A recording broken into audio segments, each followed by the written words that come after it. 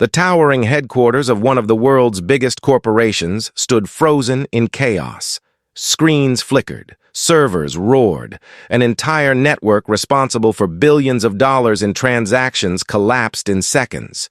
The CEO, a man used to controlling boardrooms with a single glance, now stood pale, helpless. Experts crowded the glass-walled office, speaking in frantic tones, but no one had a solution. Investors would flee. The company's reputation would shatter. Then, as panic swallowed the room, the unlikeliest figure appeared. The janitor's kid. A child who didn't belong in those marble halls. What happened next would turn prejudice into shock and humiliation into awe. In a city where skyscrapers glimmered like monuments to power, TitanCorp was king. Its CEO, Richard Halden, was known for his sharp suits, ruthless strategies, and a boardroom presence that silenced even the boldest executives. On the surface, TitanCorp symbolized innovation. But behind the polished glass doors, a different, truth-festered one built on hierarchy, exclusion, and unspoken bias. The company's workforce reflected privilege. Executives came from elite schools, their resumes stamped with legacy and wealth. Those who didn't fit the mold were kept at the margins. The cleaners, the cafeteria staff, and the invisible workforce who kept the machine running but were never invited into the rooms where decisions were made. Among them was Marcus, the janitor.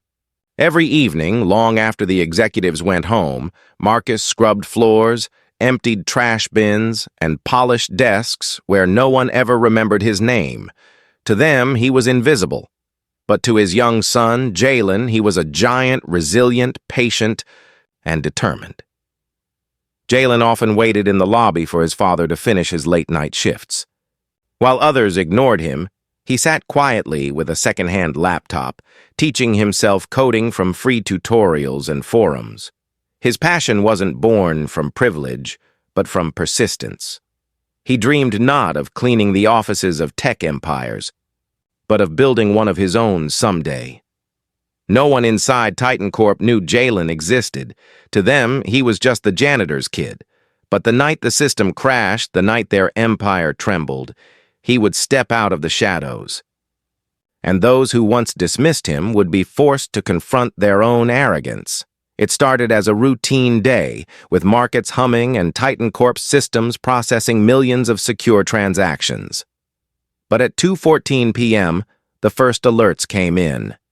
By 2:16, the screens in the operations center went dark. By 2:20, the entire infrastructure collapsed. The CEO stormed into the war room, flanked by a small army of IT managers, cybersecurity experts, and consultants. Their badges shone, their suits were pressed, their resumes promised brilliance. But in this moment, brilliance seemed absent. Fingers flew across keyboards, commands were shouted, but every attempt to restore the system failed. The network resisted every patch, every line of recovery code, every desperate restart. Halden's face turned a deeper shade of panic with each passing minute. TitanCorp wasn't just losing money, it was bleeding credibility. News outlets were already circling. Competitors smelled blood in the water. In the chaos, Marcus entered quietly with his cleaning cart. He wasn't supposed to be there. His shift wasn't until later, but Jalen had insisted on coming with him after school. He trailed behind his father, wide-eyed at the sight of the high-tech screens flashing red. To Jalen, the lines of code on the monitors weren't gibberish. They were puzzles, familiar patterns. He recognized the error loops that even the trained experts seemed blind to. He tugged at his father's sleeve, whispering what he noticed. Marcus shook his head. This wasn't their place. The room was filled with executives who barely acknowledged him when he emptied their trash. But the boy couldn't stay silent. His eyes scanned the servers. He leaned closer to a terminal when no one was watching, spotting where corrupted lines repeated themselves like an overlooked flaw. He whispered again to his father, more insistent this time. Halden noticed the janitor and his son lingering. His scowl deepened. This was no place for them, he barked. Yet desperation hung in the air. Hours had passed, and the experts were no closer to a solution. Finally, Marcus, with quiet courage, repeated his son's observation. He explained, haltingly, what Jalen had noticed about the error code. The room erupted in laughter. Professionals smirked. A child solving what their elite degrees could not? Impossible, but Halden, cornered by failure, snapped at them to try it. And when they did, silence fell. The first breach cleared. A path forward appeared where minutes ago there had been only chaos. Heads turned, faces flushed. The boy wasn't wrong, he was right. For the first time, the janitor's kid was no longer invisible. He was the only one in the room who saw clearly. The tension in the room snapped like a bowstring. Professionals who once smirked now scrambled to follow the boy's logic. Jalen leaned forward, his small fingers moving with certainty across the keyboard. He wasn't reckless. He was precise, calculating each command as if solving a riddle he had rehearsed in secret for years. Halden, towering behind him, watched as lines of corrupted code untangled under the boy's guidance. The executives exchanged stunned glances, their pride dissolving into disbelief. Each keystroke restored fragments of the collapsed system until the screens that once flashed red now flickered back to life with green stability markers. What hours of expertise and millions in consulting fees could not repair, a child achieved, in minutes. The room was silent except for the hum of servers breathing again. Jalen leaned back, his chest rising and falling with the weight of what had just happened. For a moment, he looked out of place, a child among titans. But in that silence, something unspoken shifted. He wasn't just a janitor's son. He was a mind no one had expected, no one had respected, and yet the only one who had saved them.